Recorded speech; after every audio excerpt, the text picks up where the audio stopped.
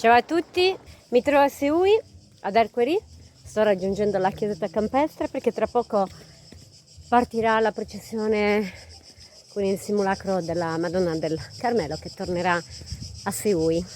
Intanto vi voglio mostrare uno scorcio delle campagne di Esterfili, un luogo incantato, e poi vi presenterò la chiesetta di Seui perché ancora non la conoscete. Se siete curiosi, allora io, venga di conto.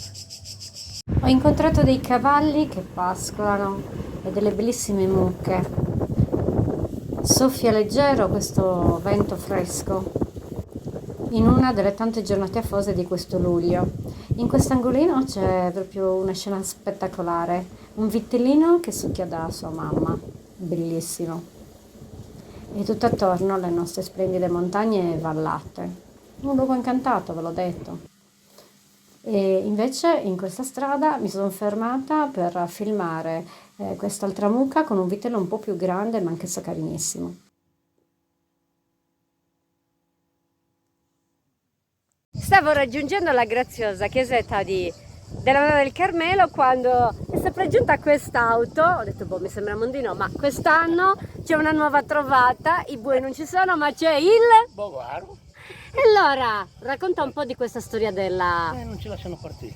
E il motivo esatto? Il motivo dice che questa Peste? Che questa pesta, se si può chiamare così. E intanto io e Mondino salutiamo tutti voi e speriamo di rivederci perché Mondino lo incontriamo sempre in belle occasioni, grazie a Dio. Mondino. Bene, io e Narciso vi salutiamo, lo lascio rientrare a Orgosolo e speriamo di... Narciso, non Mondino, è tutto il pomeriggio che l'ho chiamato così. Ecco la chiesetta del Carmelo. A destra entrando c'è la grande statua di Padre Pio e questo portacandele molto particolare ad alberello. In fondo lo splendido carro sul quale sono adagiati i simulacri di San Simone, Sant'Efisio, la bellissima Madonna del Carmelo con il bimbo Gesù. E tutta la chiesa è stata decorata con questi fiori meravigliosi, bianchi, fucsia e rosa, molto eleganti, delle composizioni bellissime.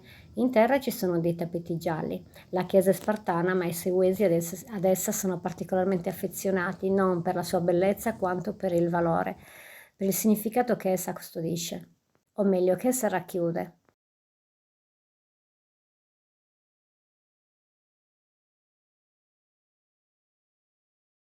È dal 92 che io, a meno che non sia in Sardegna, cerco di non perdermi mai questa festa religiosa e se posso partecipo proprio a tutte le funzioni. Quest'anno non è stato possibile per via del pellegrinaggio, per via del gemellaggio ho perso il pellegrinaggio.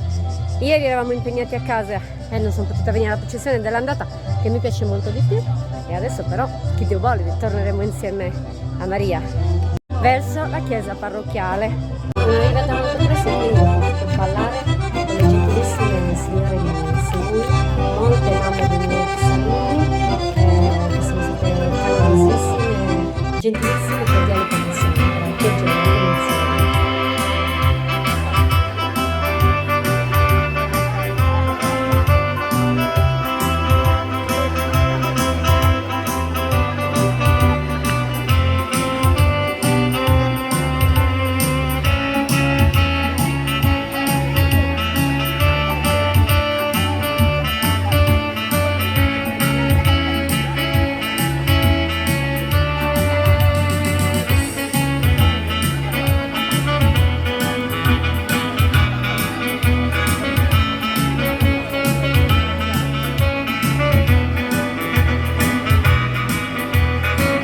Ed ecco che il simulacro esce dalla chiesa con la campana che suona festante. Tutto attorno i fedeli che salutano questo cocchio in partenza e soltanto coloro che avranno una forte resistenza fisica potranno seguirlo in processione perché ancora il sole è alto e fa veramente tanto caldo, quindi in tanti vorrebbero ma non possono e noi che avremo la possibilità di accompagnare il simulacro fino al paese pregheremo anche per tutti coloro che pur volendo esserci non possono. Quest'anno in via del tutto straordinaria a trainare questo carro sarà un trattore perché a causa della dermatite bovina le mucche non possono essere protagoniste di questo evento. Le mucche e i buoi, naturalmente. Nel prossimo video vi mostrerò alcune immagini del pellegrinaggio. Asibiri Sanusu, ciao!